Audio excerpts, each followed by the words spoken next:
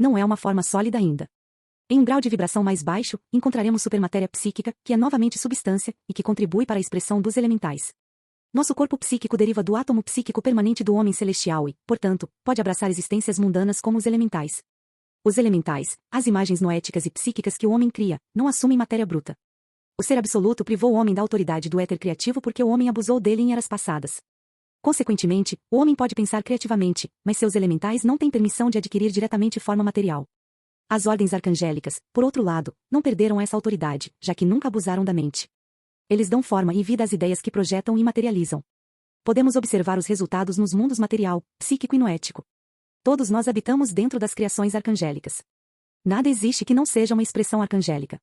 Todas as formas de vida em todos os reinos, mineral, vegetal, animal etc., do menor ao maior, derivam do mundo divino de ideias, leis, princípios e causas e assumem uma forma material através do trabalho dos santos arcanjos. Podemos entender agora o que é forma? É uma projeção materializada de uma ideia. Só o cego de mente não pode ver Deus, o ser absoluto, nos universos. Com todas as nossas forças, precisamos nos esforçar para buscar e encontrar essa sabedoria total e poder total. Ao encontrá-lo, devemos expressar amor total como amor aos nossos semelhantes e também aos universos, à sua criação. Temos que expressar esse amor em todos os lugares. Você pode estar se perguntando como? Dando forma à supersubstância da mente. O que mais são os fenômenos da vida ao nosso redor, se não mente materializada? Primeiro, temos que empreender a tarefa séria de estudar as ideias, as formas e a materialização das formas como imagens noéticas. Isso porque a soma total de nossa personalidade atual consciente de si mesma não é outra senão essas imagens noéticas, que constituem nosso eu consciente e subconsciente. Examine atentamente quais imagens psiconoéticas compõem seu subconsciente. Em seguida, levante-os e veja o que precisa ser dissolvido. Enquanto você os estuda, viva sabendo e entendendo que nós coexistimos com o nosso eu inferior. Observe e conheça-se mais através dos 3 espelhos da matéria bruta, psíquica e noética, e perceba o quanto você abusa dessa pura substância divina. Purifique sua personalidade e proceda para ver seu belo e brilhante eu, que não está encantado por nada. Sabemos que a vida do homem no mundo material é toda sobre descobrir o que ele realmente é como personalidade atual. Não o que ele pensa que é, mas ele não é. O homem deve aprender a purificar a mente e fazer bom uso dela como matéria, supermatéria e substância. Não há necessidade imperativa do homem conhecer a mente como supersubstância, porque uma vez que ele ascender através das alturas do êxtase, estará na presença de seu eu real. Nesse estado, ele saberá quem e o que realmente é. Agora, toda nossa tarefa no símbolo da vida é dar forma às imagens noéticas apropriadas e penetrar e entrar na realidade através delas nos diferentes centros. Não pense nisso como um trabalho trivial. Não considere este símbolo que você vê à sua frente como um mero símbolo cativante em uma superfície, pois é a própria vida. São os diferentes níveis da vida, as diferentes escolas da vida, através das quais você conhecerá seu eu real. Você aprenderá a contatar as ordens arcangélicas e os seres superiores através dos caminhos e centros. A maioria das pessoas ainda não sabe como entrar em contato adequado com outros seres humanos que vivem perto delas ou com quem se encontram. Eles não são capazes de se comunicar nem mesmo em termos de conversa. Portanto, é preciso ser ingênuo pensar que as pessoas serão automaticamente capazes de contatar as superinteligências, os arcanjos. Nossa primeira obrigação é entrar em contato com nossos semelhantes através do pensamento, sentimento e fala corretos. Então, ouviremos sua voz dizendo, bem feito, bom e fiel servo, foste fiel em pouco, sobre muito te porei, entra no gozo do teu Senhor, Mateus 25, 21. A alegria de nosso Senhor é o conhecimento da realidade, o conhecimento da verdade, que nos libertará da ignorância do tempo e do lugar, dos sentimentos de insatisfação com a vida. Isso nos dará o conhecimento de que cada um de nós é um filho do Altíssimo, um filho do Espírito e da Luz. Agora, olhe novamente para o centro inferior, centro 10. Ele está separado em 3 partes. Na parte equidistante do meio, está o quadrado com suas 2 diagonais cruzadas. Sua base representa a lei da tetractis. Lembre-se de que esta é apenas uma representação bidimensional do quadrado e suas diagonais. Se os examinarmos tridimensionalmente, veremos as 2 diagonais formando 4 triângulos apontando para cima, que se encontram em um ponto no centro do quadrado, o que agora nos dá uma pirâmide de 4 lados. Do lado direito, está o reino de Miguel, Macael, na cor vermelha. Mais à direita, fora do triângulo direito da luz vermelha em expressão, está o fogo primário. Do lado esquerdo, está o reino de Rafael, Rafael, na cor violeta. Mais à esquerda, fora do triângulo esquerdo da luz violeta, está o fogo espiritual santo primário. Por enquanto, temos que trabalhar na pirâmide de 4 lados. Passaremos pelo fogo do lado direito, que é o conhecimento da mente, e alcançaremos o primeiro degrau da escada logóica, que está separada em 12 degraus. Já sabemos o que é esta escada. São os 12 trabalhos do semideus Hércules. Se não nos esforçarmos para trabalhar em tudo isso, não poderemos prosseguir. Estamos familiarizados com o primeiro passo, o primeiro trabalho. Temos que matar simbolicamente o leão de Nemeia, ou seja, raiva e ira. Quando matamos o leão, temos que remover sua pele, limpá-la bem e usá-la como veste. Existem pessoas vivendo na ignorância ou na escuridão, e elas tentarão tirar vantagem de nós, tomando nossa gentil bondade como fraqueza. Quando usarmos a pele de leão limpa, ela representará a dignidade de nosso eu autoconsciente. Então, mesmo como uma personalidade atual, saberemos como reagir corretamente em cada caso. Como poderemos matar o leão? Todo trabalho sobre o trabalho precisa ser realizado noeticamente. Entrando no verdadeiro significado das coisas, temos que começar com uma autossugestão saudável. Expliquei antes o que é sugestão e autossugestão, então vou apresentar exatamente como usaremos a sabedoria total, o poder total e o amor total da mente, e trabalharemos com ela.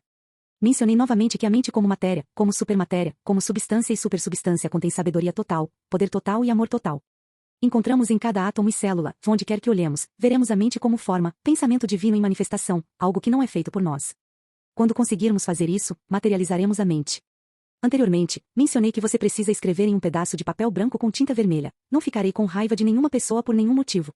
Não há desculpa para a raiva. Outros podem ser injustos com você. Eles podem bater em você. Vire a outra bochecha também. Pode haver uma razão para esse comportamento, mas não há desculpa para você ficar com raiva. Você não conseguirá nada ficando com raiva. Raiva e fúria não são poder, mas fraqueza. Manter-se calmo e pacífico é poder. Se você quiser facilitar as coisas para você no início, crie um elemental de si mesmo e dê-lhe uma ordem solene para interferir toda vez que você estiver prestes a ficar com raiva. Você verá o elemental de si mesmo aparecer como sua personalidade. Afinal, seu eu de tempo e lugar, que está chateado neste momento, é diferente desse elemental? Você já sabe que o total de todos os elementais que você cria compõe sua personalidade. Portanto, esse elemental estará agora sob sua própria vontade e intenção. Os arcanjos e anjos estão cuidando de nós, e se pedirmos ajuda, eles nos darão. Nossa igreja nos incentiva a pedir ajuda ao nosso Pai Divino e ao nosso arcanjo guardião, que é o guardião e protetor de nossas almas e corpos. Até a igreja nos pede para entrar em contato consciente com as ordens arcangélicas. Mais sobre os 3 primeiros trabalhos de Hércules. O primeiro trabalho é o assassinato do leão de Nemea, que simboliza a raiva. Esta é a primeira besta que aparece na personalidade atual. Começa a se manifestar no momento em que o bebê recém-nascido percebe o mundo ao seu redor. Vemos um bebê ficando com raiva e começando a gritar e chorar. Esta é uma expressão primária, criada a partir de uma necessidade ou de um desejo subconsciente. Se estudarmos o comportamento de 10 bebês, vemos nesses bebês raiva em diferentes níveis. Percebemos então que cada um de nós carrega experiências diferentes de vidas anteriores, cuja essência forma o que chamamos de caráter e afeta a expressão da personalidade atual em nível consciente e subconsciente. Preste atenção, caráter não é uma condição psíquica. Muitas pessoas podem erroneamente considerá-lo uma condição psíquica, mas não é. Neste trabalho, vemos Euristeu, que simboliza um aspecto logóico da vontade e prazer do ser absoluto, em expressão na Terra como o senhor da separatividade. Ele pediu a Hércules que matasse o leão e realizasse todos os 12 trabalhos. Ao fazer isso, a intenção e o papel de Euristeu na Terra era matar a Hércules, mas também sendo um agente logóico e um parente próximo do herói, ele inevitavelmente quer que nos tornemos o que já somos, herdeiros conjuntos com o ser absoluto, o Logos e o Espírito Santo. Hércules teve que alcançar a teose. Ele estava destinado a retornar para casa como o filho pródigo da parábola e se tornar um semideus. Hércules teve que matar o leão, ou seja, a raiva, através de sua vontade e razão. Não pense que Hércules alcançou seu objetivo apenas dando uma pancada na cabeça do leão com seu clube. Muito trabalho muito duro é necessário para aniquilar o leão raiva. Depois de matar o leão, Hércules limpou meticulosamente sua pele e a vestiu, mas não se tornou o leão. Ele simplesmente teve que usar a pele. Temos que usar a pele de leão porque estamos vivendo no mundo material. Infelizmente, neste mundo as pessoas interpretam a bondade como fraqueza e podem tentar tirar vantagem de nós pensando que somos fracos. Este é o uso da pele de leão em um contexto corretivo ou defensivo. Nunca fique com raiva. No entanto, quando você vir pessoas tentando tirar vantagem de você ou machucar você ou outros, você saberá como se defender e defender os outros, se necessário, energizando a pele do leão, mas não o leão.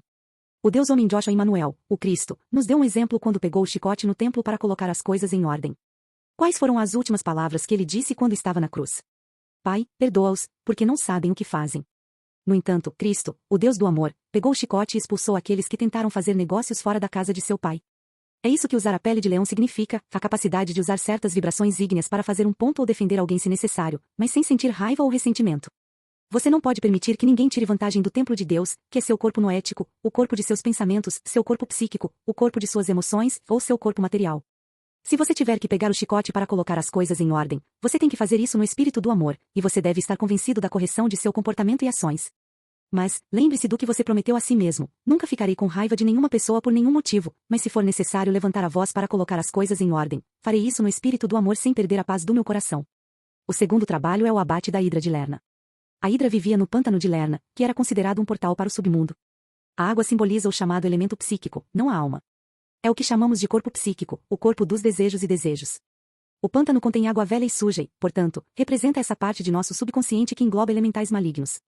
A Hidra de Lerna é uma representação exata do desejo. Cortamos uma cabeça da Hidra e espontaneamente outras 2 cabeças aparecem em seu lugar. satisfazemos, lutamos ou tentamos aniquilar um desejo, e outros dois mais intensos e exigentes tomarão seu lugar.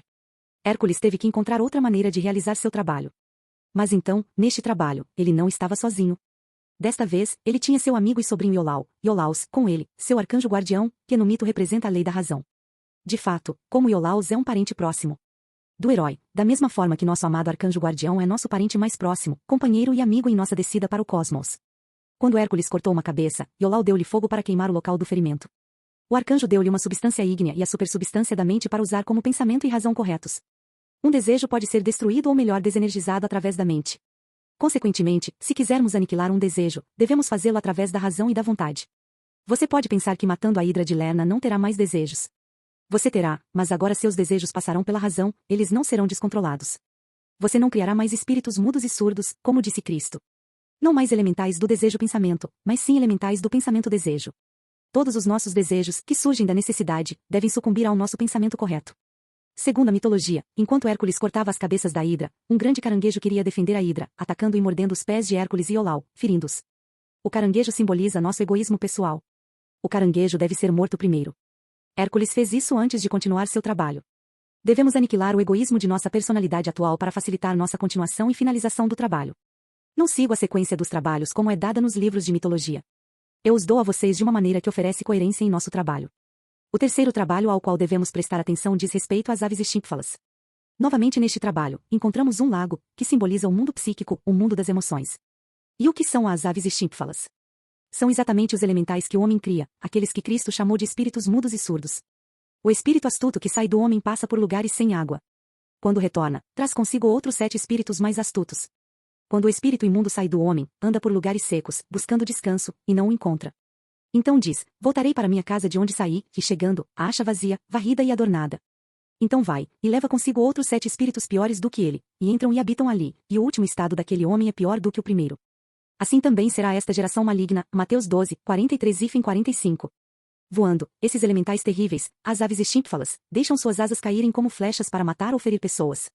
Quantas outras coisas assim acontecem através desses elementais na forma de pensamentos, palavras, agressividade e outros comportamentos semelhantes do homem? De que maneira Hércules matou as aves estínfalas? Novamente, ele tinha seu amigo com ele. A personalidade sempre tem o ego dentro para ajudar, assim como no trabalho anterior. Hércules examinou cuidadosamente o lugar para ver de onde os pássaros emergiram. Iolau bateu nos símbolos. O barulho terrível fez os pássaros voarem e perderem a orientação. Então, Hércules conseguiu matá-los um por um. Para ter sucesso neste terceiro trabalho, devemos trabalhar através da introspecção para discernir a natureza de nossos elementais. Devemos descobrir o que eles podem fazer conosco, quanto eles podem nos prejudicar ou aos outros ao nosso redor e como nos proteger e proteger os outros deles. Sabemos que somos responsáveis quando criamos elementais que prejudicam os outros. Somos extremamente responsáveis quando fazemos mau uso do dom divino da mente e a moldamos em terríveis elementais destrutivos. Devemos aprender a usar a mente através da razão e da visualização, e criar elementais construtivos. Não podemos chamar esses elementais de seres porque eles não têm vida eterna. Mas eles existem, têm vida própria e nos responsabilizam. Estude profundamente. Consegui aniquilar minha raiva de leão? Compreendi o que é a Hidra de Lerna. Percebi e consegui aniquilar um elemental meu que voltou? Trabalhe no leão de Nemeia e na Hidra de Lerna.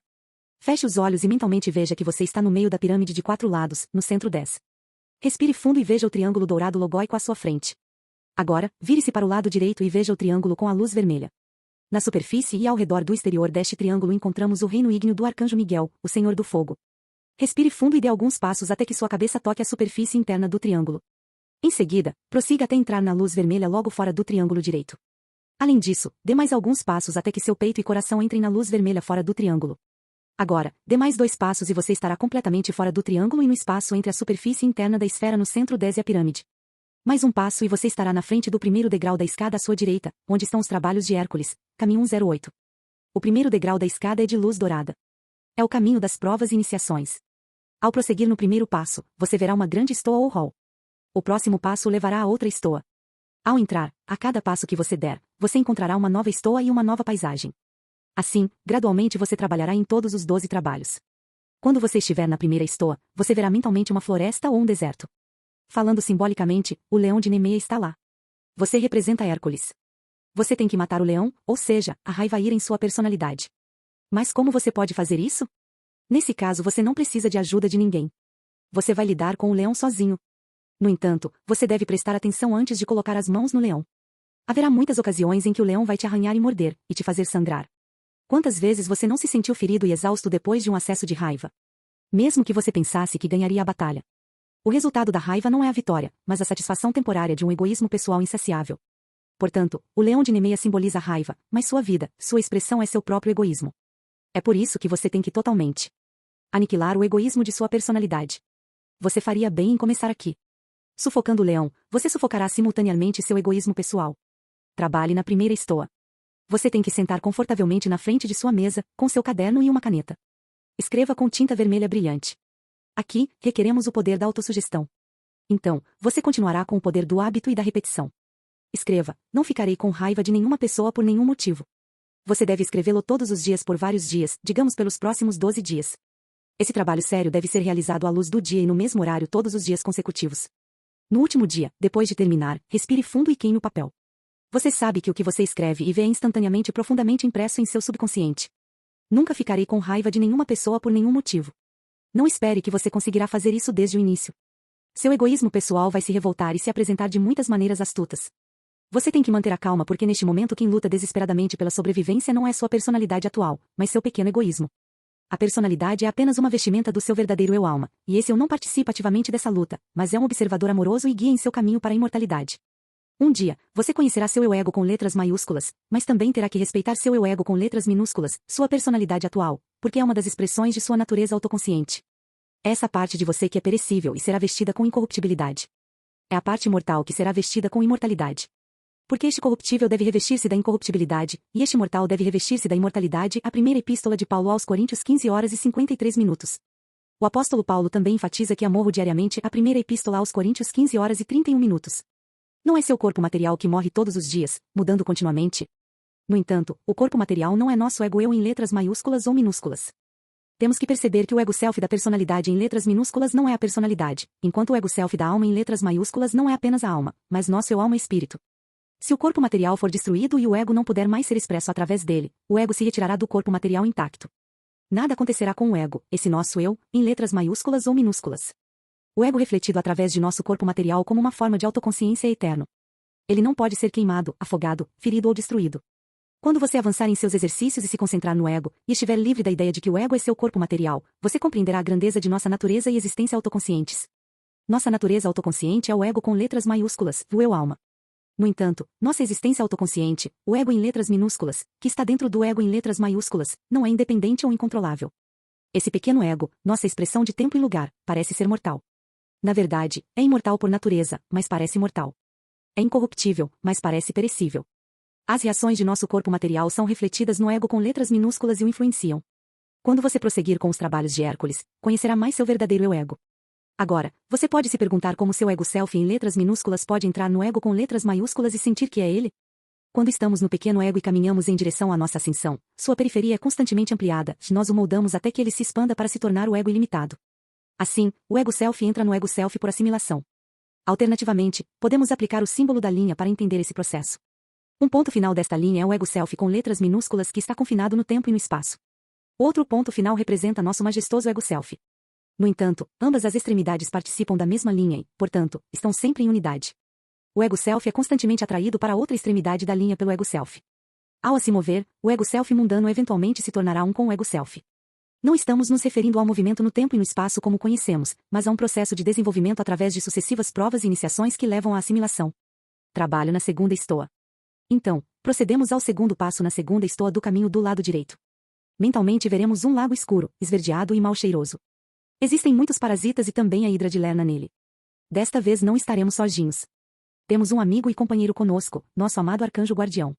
Hércules simbolicamente tinha seu amigo e sobrinho Eulau. Entraremos novamente em nosso plexo solar, que neste exato momento é o centro de todos os nossos desejos e desejos. Se você verificar cuidadosamente, verá que a maioria de seus desejos e desejos são irracionais. Você sabe disso. Você vê isso em nossa sociedade e em todas as pessoas ao seu redor. Observe. Você verá muito pouco uso da supersubstância que chamamos de mente, e assim muitas vibrações violentas vindas dos desejos e emoções irracionais do homem. Temos que matar a multicabeca hidra de Lerna, o símbolo de nossos desejos desenfreados. Veremos, no entanto, que matando um desejo ou uma cabeça do monstro, outras duas nascerão em seu lugar, piores que a anterior e exigindo mais. Matar significa satisfazer ou lutar contra um desejo. Como podemos vencer? Hércules tinha seu amigo para ajudá-lo. Enquanto cortava uma cabeça da hidra, seu amigo Yolau ateou fogo na floresta adjacente e entregou ao herói uma tocha. O fogo simboliza a mente como pensamento e razão. Se tentarmos lutar contra nossos desejos sem enfraquecer seu poder através do pensamento razoável, sem conhecer sua natureza e como aniquilá-los, 2 ou mais desejos irracionais nascerão. Como resultado, temos que usar tanto a mente e fogo quanto nossa vontade para ter sucesso. Quando terminarmos de cortar todas as cabeças da hidra, aniquilando assim nossos desejos, veremos que no lugar do lago mal cheiroso agora temos um lago com água pura e limpa. Você perceberá que o que lhe é dado pelo Pai da Luz é um dom divino. Você não sentirá a necessidade de obter ou possuir, você não sentirá que algo está faltando. Você então lembrará o que o amado Cristo disse: buscai primeiro o reino de Deus, e todas essas coisas vos serão acrescentadas. A Lucas 12h31. Você agora sabe a maneira correta de receber do Pai o que você tem direito de receber. Acredite, você tem direito a muito mais do que jamais sonhou ter através de seus desejos irracionais. Se você escravizar seu eu aos seus desejos, se estiver intoxicado pela matéria, não conseguirá obter nada verdadeiramente bom e desfrutá-lo. Você tem que trabalhar muito nos 2 primeiros trabalhos, nas 2 primeiras estoas, no caminho ascendente 108 do lado direito do símbolo da vida. Gradualmente você terá que prosseguir para os outros trabalhos, mas de forma paralela. Simultaneamente, você terá que ascender através das estoas da coluna central, que é sua existência autoconsciente. Então, você subirá lentamente para sua natureza autoconsciente passando pelo centro do plexo solar, que é a estrela de 5 pontas do centro 9. Você tem que trabalhar muito no símbolo da vida, não apenas por alguns meses ou anos ou uma vida, mas talvez por séculos. O fato de você mostrar interesse neste trabalho significa que você já trabalhou nele antes e agora deseja continuar. Tenho minhas bênçãos. Mais sobre o centro 10. Trabalhando no caminho ascendente 108. Vamos reexaminar o centro 10. Há tantas coisas que se pode dizer sobre este centro, que simboliza a matéria bruta, os planetas como matéria com seus duplos etéricos, assim como nosso corpo material com seu próprio duplo etérico. 3 caminhos estão conectados ao centro 10, o caminho do meio, o caminho do lado direito e o caminho do lado esquerdo. O caminho do meio levando para cima é nossa própria existência.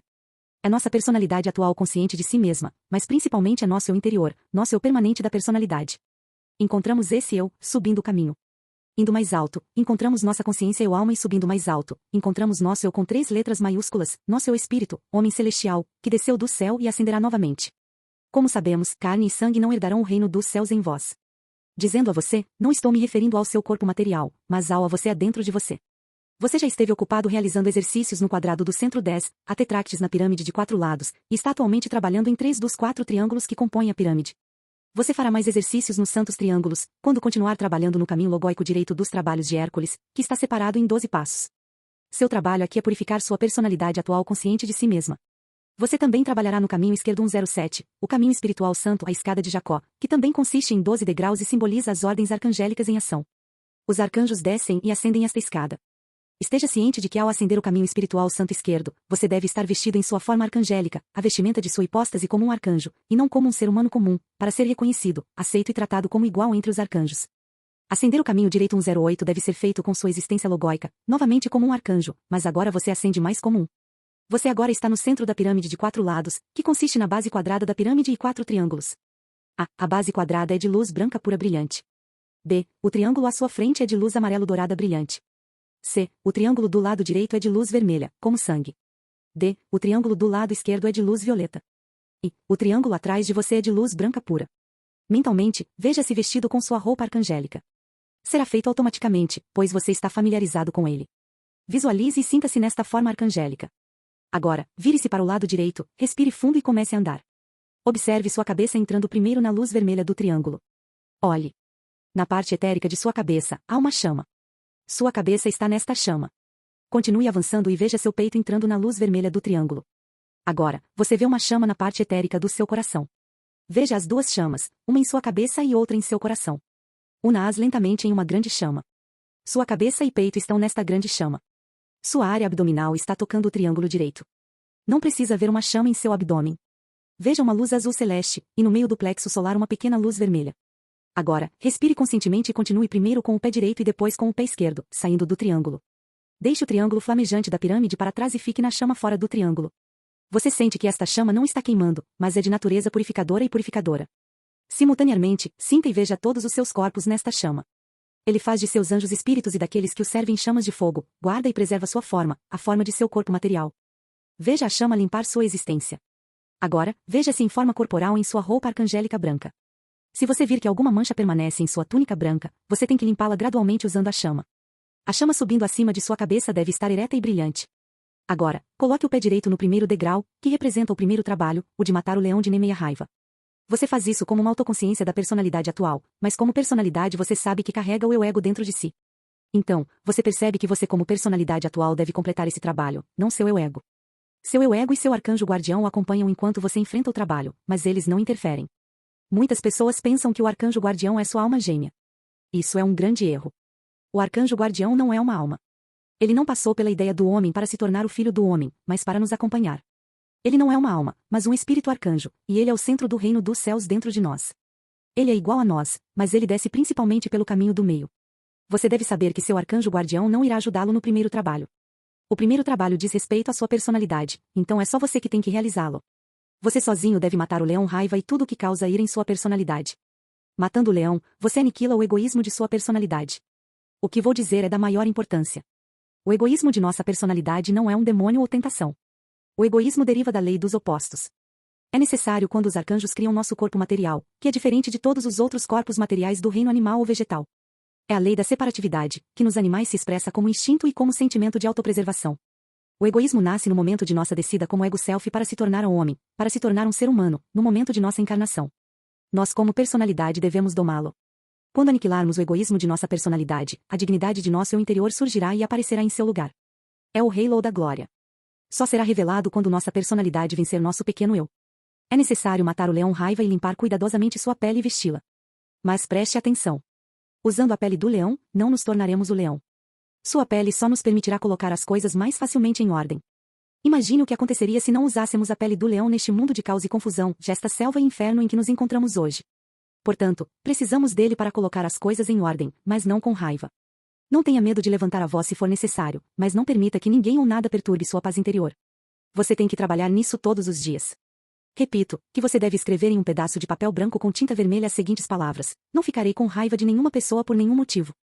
Alguns, e até você, podem se perguntar que serviço isso fará à sua personalidade. Você pode esquecer que temos aquela forma de mente chamada subconsciente, que reside em nosso duplo etérico. Essa forma de mente absorve sugestões, e quando vem de nós, são chamadas de autossugestões. Dessa forma criamos um elemental, e nosso desejo faz com que essa imagem psiconoética, esse elemental, nos ajude como personalidade a vencer. É criado conscientemente, portanto não é um elemental mudo e surdo. Este trabalho precisa ser realizado conscientemente. Cada vez que você ler a frase que você mesmo escreveu no papel, você entrará mais profundamente em seu significado, e no final ela se tornará parte de você. Isso significa que você fortalecerá gradualmente essa imagem noética, esse elemental consciente, e quando ela entrar em seu subconsciente, ela começará seu trabalho.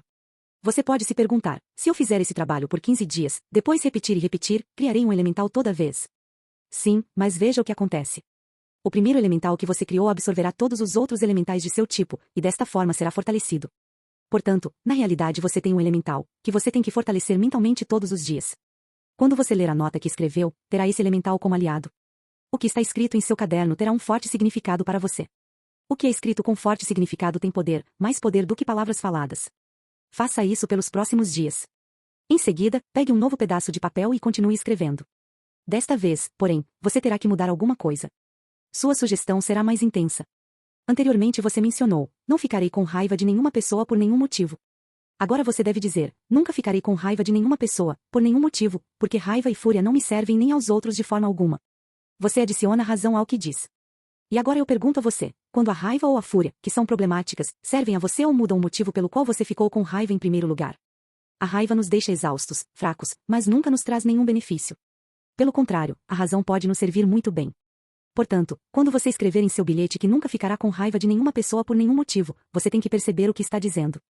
Agora, do primeiro passo vamos para o segundo passo. O segundo trabalho é a aniquilação da Hidra de Lerna. Sabemos que a Hidra simboliza nossos desejos e desejos de tempo e lugar, em conexão com nosso egoísmo. Depois de completar o primeiro trabalho e matar o leão raiva como egoísmo, outra forma de egoísmo aparece como necessidade e desejo, no segundo trabalho. Esse tipo de egoísmo acredita que nos submeteremos a ele, consequentemente, sucumbiremos aos nossos desejos. A Hidra tem numerosas cabeças, como nossos abundantes e sempre necessitados desejos. Hércules, a ego-personalidade, precisa de ajuda do mundo noético. Perto dele está Iolau, nosso arcanjo guardião, acompanhando a ego-personalidade desde sua primeira descida. Preciso repetir que o arcanjo guardião foi, é e sempre será espírito. Ele passou pela ideia do homem para ser egoficado e nos acompanhar na criação, mas nunca se vestiu com a ideia do homem celestial. No entanto, ele tem o direito de assumir temporariamente a forma humana, sem precisar ser vestido com matéria bruta. Quando anjos e arcanjos aparecem aos homens, não obtêm a forma humana. Portanto, a forma é uma coisa e a autoconsciência da personalidade encarnada outra. Quando Hércules cortava uma das cabeças da hidra, outras duas apareciam. Não é assim com os desejos? Se satisfazermos ou combatermos desejos, ou seja, se cortarmos uma das cabeças da hidra sem usar a razão, outras duas cabeças ou desejos aparecerão em seu lugar. No entanto, nosso arcanjo guardião, ou no mito Iolau, vem em nosso socorro com uma tocha nas mãos. A tocha aqui simboliza a razão. Só podemos vencer esta besta com o pensamento correto, então temos que cortar a cabeça desejo da hidra e imediatamente queimar a área usando a tocha da razão dada a nós por nosso arcanjo guardião, Iolau. De acordo com o mito, quando Hércules, a ego-personalidade, tenta matar a hidra, um grande caranguejo aparece e começa a morder seus pés. Ele não apenas morde Hércules, mas também Iolau. O caranguejo simboliza nosso egoísmo atacante, que se recusa a aceitar a derrota. Portanto, nós como Hércules devemos primeiro matar nosso egoísmo caranguejo. Quando o caranguejo mordeu Hércules, feriu seus pés, ou seja, sua expressão de tempo e lugar, mas o caranguejo também mordeu o arcanjo guardião, Iolau. Você pode se perguntar como isso é possível. Você deve lembrar que mesmo que o arcanjo guardião não se encarne ou se humanize junto com Hércules, a ego-personalidade, ele está sintonizado com a autoconsciência da personalidade. O eu-ego e o arcanjo guardião estão total e totalmente sintonizados, egoficados. Portanto, o arcanjo guardião recebe e aceita os ferimentos da autoconsciência da personalidade. Em que grau o arcanjo guardião sente dor ou sofre, é outra questão. Mas Hércules, o eu-ego, sente dor e certamente sofre. É permitido que o arcanjo guardião, Iolau, permita ser aferido para que possa perceber o que está acontecendo no tempo e no espaço-lugar. Com a ajuda de nosso arcanjo, eventualmente mataremos a aparentemente invencível hidra. Estou dizendo que o segundo trabalho é um dos trabalhos mais difíceis. É muito mais exigente do que matar o leão-raiva através da sugestão e autossugestão, porque consideramos os desejos como parte de nós mesmos, mesmo que os desejos não sejam nós mesmos.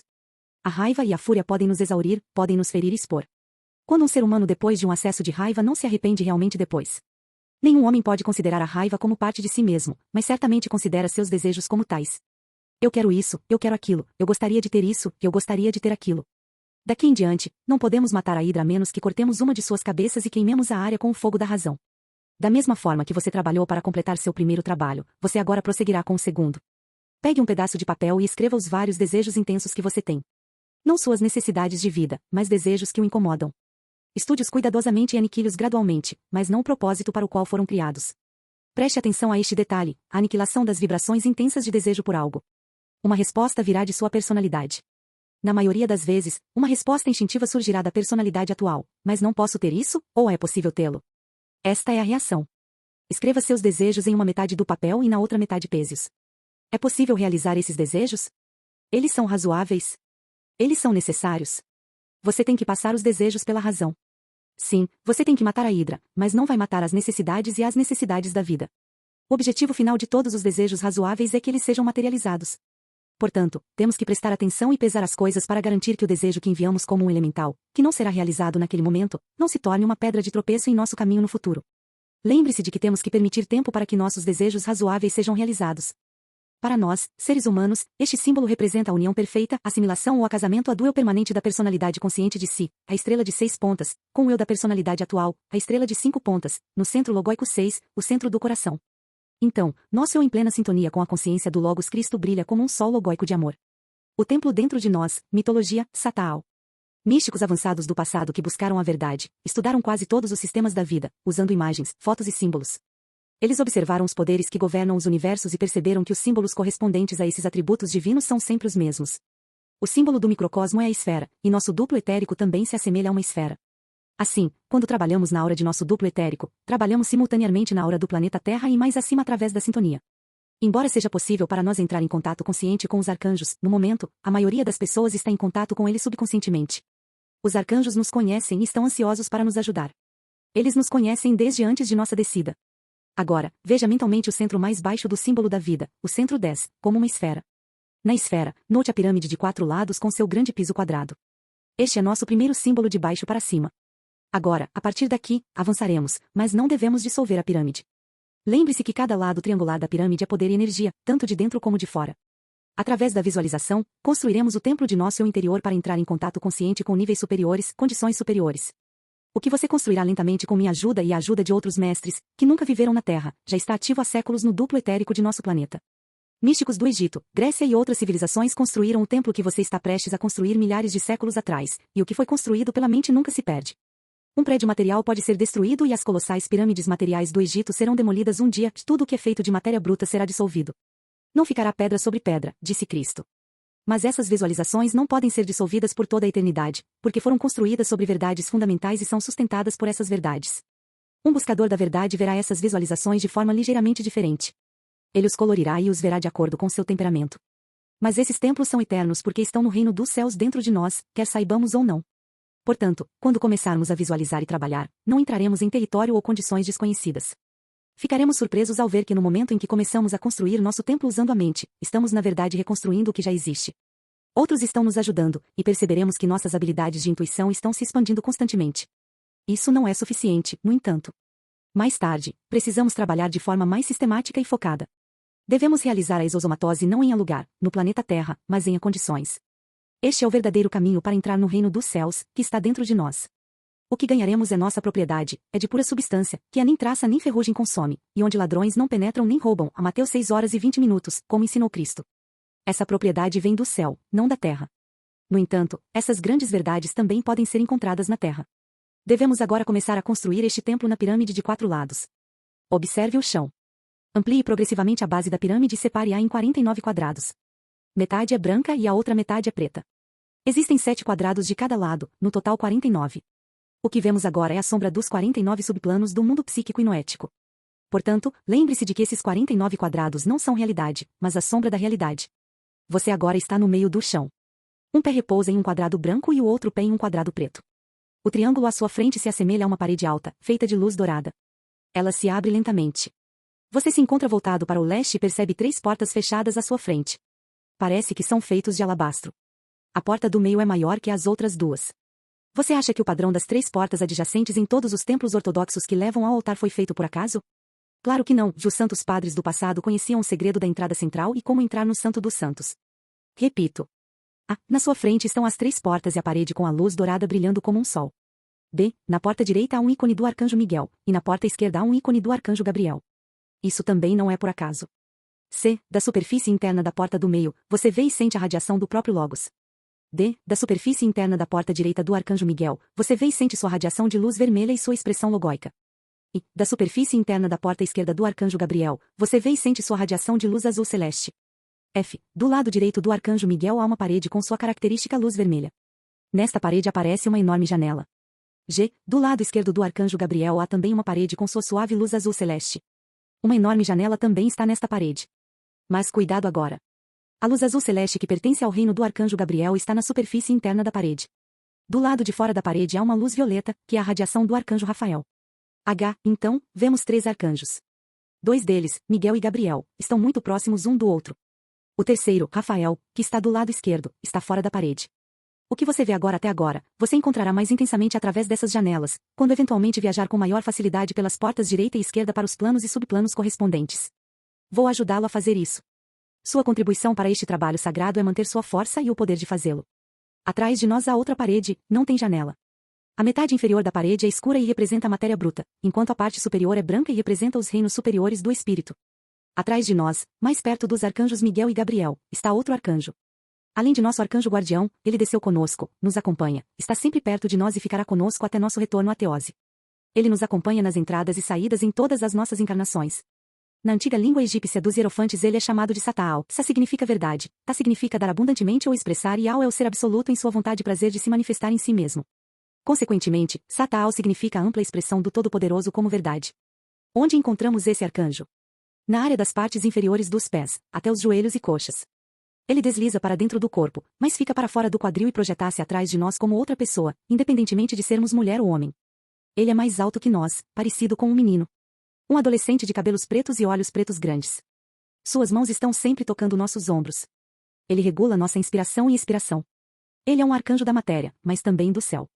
Ele é o primeiro a entrar em contato conosco após o nosso nascimento. O chão sob os quadrados escuros relaciona-se aos mistérios eleusinos na Grécia e ao 12 trabalho de Hércules. Já falei sobre isso com você. No entanto, em nosso trabalho atual, não há necessidade de entrar profundamente nessas grandes iniciações relativas ao submundo e nossa reencarnação.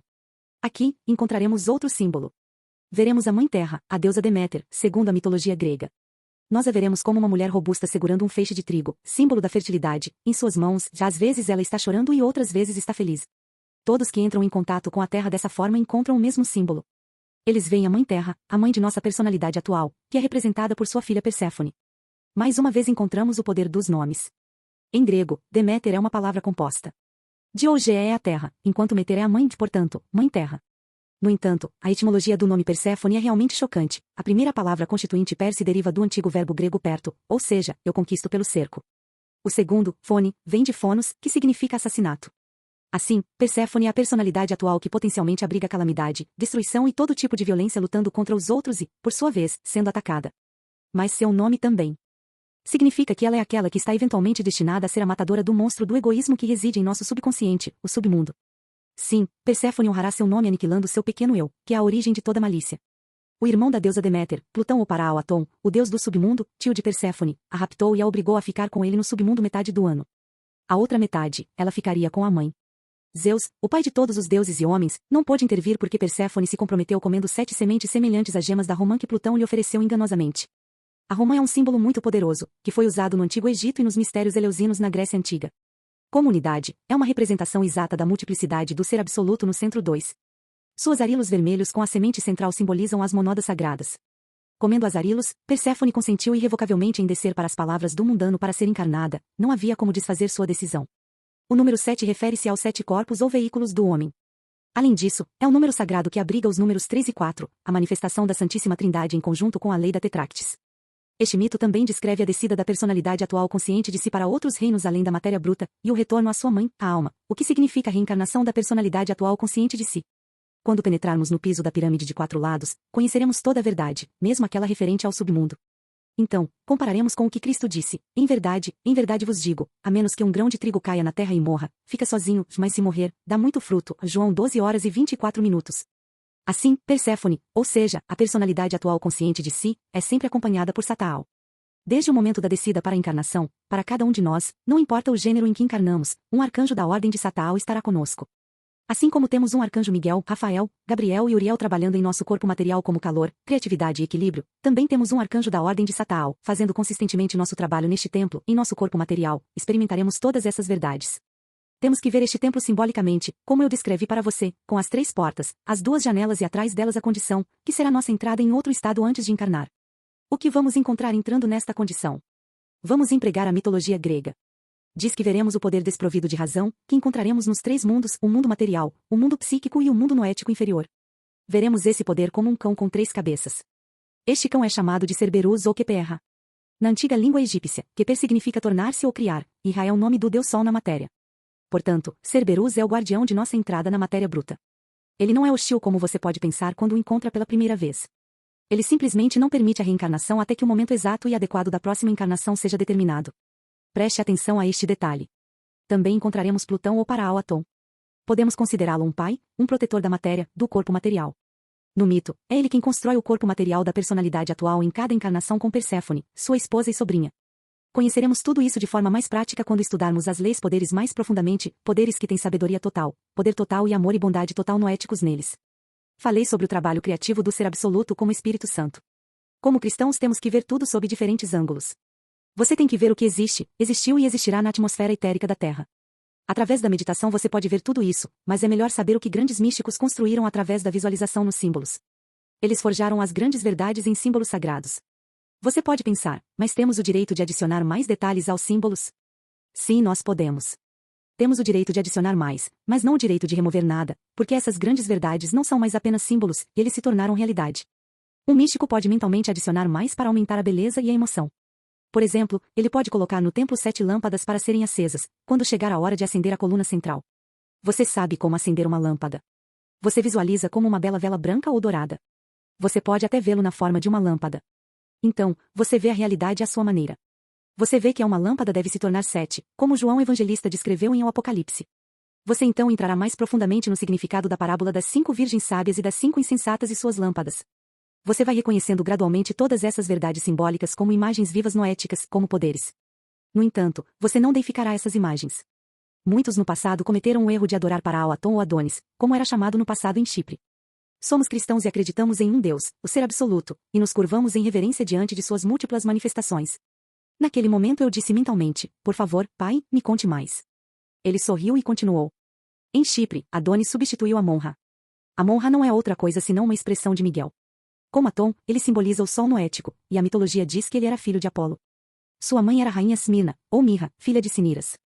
Ciniras era o rei de Chipre, mas na verdade tinha o posto mais alto de Hierofante.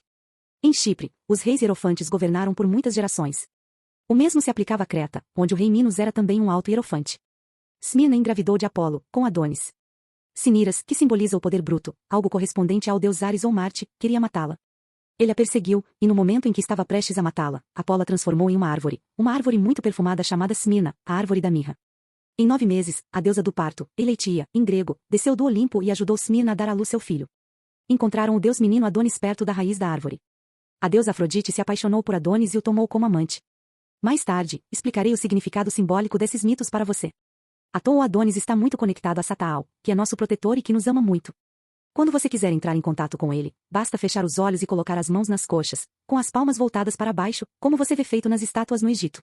Respire fundo e deseje entrar em contato com ele. Você verá um menino muito bonito de olhos pretos, cabelos pretos e ombros largos. Sataal quer conhecê-lo melhor. Você o perceberá como uma entidade porque ele é parte de você. Mas mais uma vez, preciso esclarecer que esse arcanjo não é seu arcanjo guardião.